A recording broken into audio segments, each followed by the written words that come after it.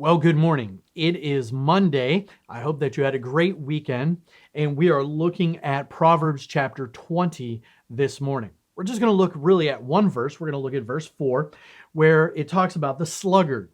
He says, "The sluggard does not plow in the autumn, he will seek at harvest and have nothing."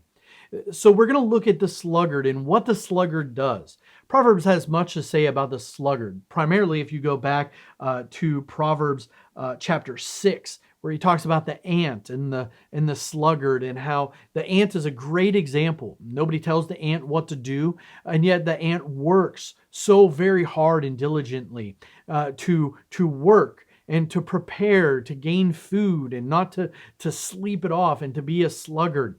And so we can learn from this very thing. But notice what it says, that a sluggard does not plow in the autumn. He will seek at harvest and have nothing.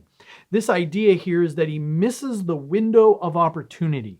You know, in the Jewish times, autumn time was actually the time where they would have the Feast of Tabernacles around November, and that was the time when they would go and they would plant. And it was the harvest time was really around the time of Passover, around April.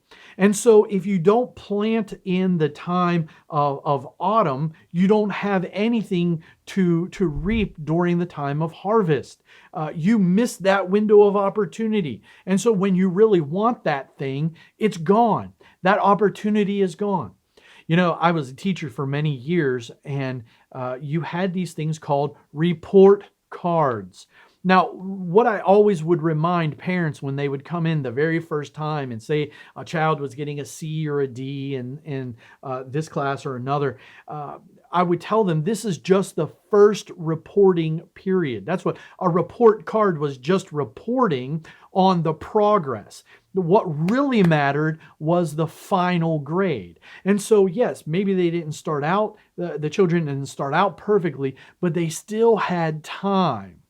The time when it was really bad was when in period 1, 2, and 3, they had not been doing well. And here it is in period 4, and they were trying to make up. Well, if you get an F, and an F, and then all of a sudden you try to get a C to bring it up, guess what? In the fourth quarter, that's not going to cut it. It's too late. And you get that final grade and you don't pass. You know, this is what he's saying. You then, at that time, you said, well, can I do extra credit? Can I do this? Well, if you weren't a sluggard here in the beginning and planted when you were supposed to, you wouldn't be in this predicament. As God's people, we are called to remember and think about our life really like this. Not as a sprint, but really as a marathon. And we are given one life. You have one life to live, and we are called to make it count. Before you know it, it's going to be over. Before you know it, it's going to be in the fourth grading period, and you're going to want to try to do some stuff. And truly, for the Lord, we can. But nevertheless, He calls us as much time as we have to get busy, to do what God has called us to do, and to serve Him. Because there's going to come a time of reward for the Christian, the bema seat, the judgment seat of Christ, when we will stand before Him.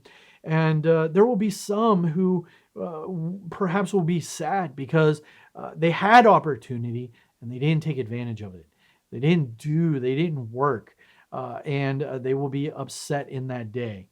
Let us be people who are not sluggards, who are not fools, because here, while we are alive on earth, we plant and we plow in the autumn. And when the harvest time comes, we have much to give back to God because of what He has done for us. I hope that this truly is an encouragement to encourage us to not be sluggards, but rather to be faithful workers of Jesus and to take advantage of the time that we have. I hope that you will seek to make your life count, not being like a fool, not being like a sluggard, but being wise and working, for the Lord indeed is coming. May the Lord richly bless you this day as you take advantage of today and serve Him. May the Lord bless you.